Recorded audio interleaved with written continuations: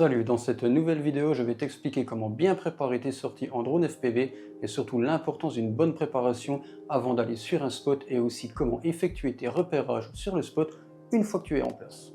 Tu comprendras à la fin de cette vidéo pourquoi c'est important de bien se préparer. Et je t'explique tout ça maintenant.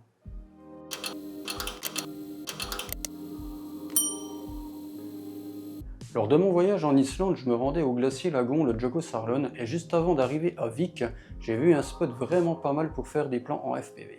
C'était une petite montagne avec de quoi faire de belles lignes et surtout mon plus gros kiff, les dives.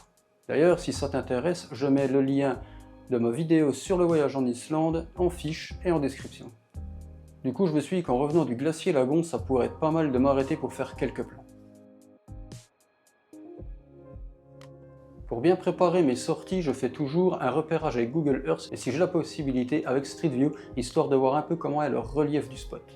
Ensuite, je vais regarder si je vois des chemins ou des sentiers, car si c'est le cas, ça veut dire qu'il y a potentiellement des randonneurs et que le spot est peut-être très fréquenté. Pour finir, je check aussi s'il y a un pâturage avec des animaux, histoire de ne pas trop voler à proximité. Pour la petite anecdote, je fais toujours des repérages, c'est pour éviter de me faire insulter. Ouais, parce qu'en fait, il y a des gens qui pensent que les drones sont juste faits pour faire chier. Et à aucun moment ils pensent qu'on fait des plans pour une vidéo perso ou bien pour un client si tu es professionnel. Donc si ça t'arrive, reste zen, explique ce que tu fais et au pire montre une de tes vidéos.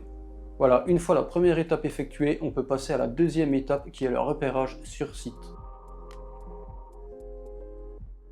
La deuxième étape se passe directement sur le spot en question. Quand je suis sur place, la première chose que je fais, c'est de regarder visuellement où je peux potentiellement aller avec le drone et ça me permet d'identifier les obstacles qui pourraient me faire perdre le signal avec le drone. Il faut bien que tu te dises que si toi tu ne vois pas un bout de la montagne parce qu'il y a des arbres ou autre, ta radio et ton masque FPV seront dans l'incapacité de recevoir le signal. Ce qui nous amène directement à l'étape 3 qui est le repérage avec le drone.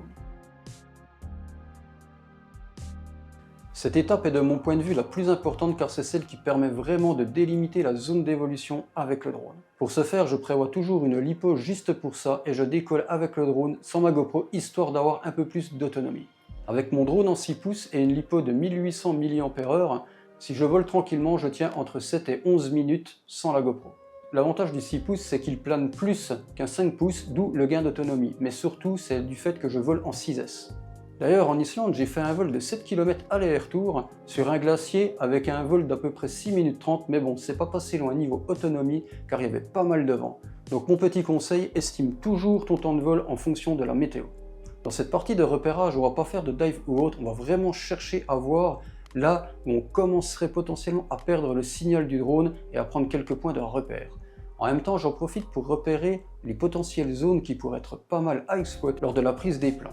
Une fois le repérage terminé, je change de lipo, je mets ma GoPro et c'est parti pour quelques minutes de pur plaisir. Pendant le vol, il faut toujours penser à garder un œil sur le signal vidéo et radio et surtout ne pas sortir de sa zone qu'on a définie lors du repérage. Et pour être clair avec toi, ce n'est pas forcément simple. Il faut toujours être à l'affût du moindre danger qui peut se présenter pour pouvoir réagir tout de suite et tu vas comprendre pourquoi. Quand je suis revenu sur Vík, je me suis arrêté sur le spot que j'avais repéré 2 jours plus tôt. Niveau repérage sur Map et Earth, j'avais rien vu de spécial et le spot me semblait plutôt propre. J'ai fait mon repérage visuel et avec le drone avant de décoller. J'ai fait quelques plans sur les hauteurs vraiment sympas et j'ai pu faire quelques dives. Juste avant de revenir avec le drone, j'ai vu un ruisseau entre 2 flancs de la montagne et je me suis dit que ça pouvait être pas mal de passer après avoir fait le dive sur la face rocheuse de la montagne. Vu qu'il me restait encore de la batterie, j'ai repris de l'altitude, j'ai fait mon dive et j'ai suivi tranquillement le ruisseau jusqu'à ce que je tombe nez à nez avec des gens qui faisaient de la tyrolienne.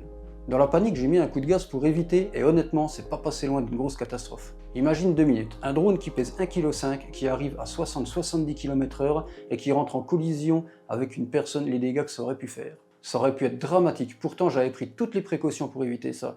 Quand je suis rentré, j'ai repris Google Maps et j'ai regardé s'il y avait un panneau ou quelque chose qui indiquait qu'à cet endroit, il y avait une activité pareille.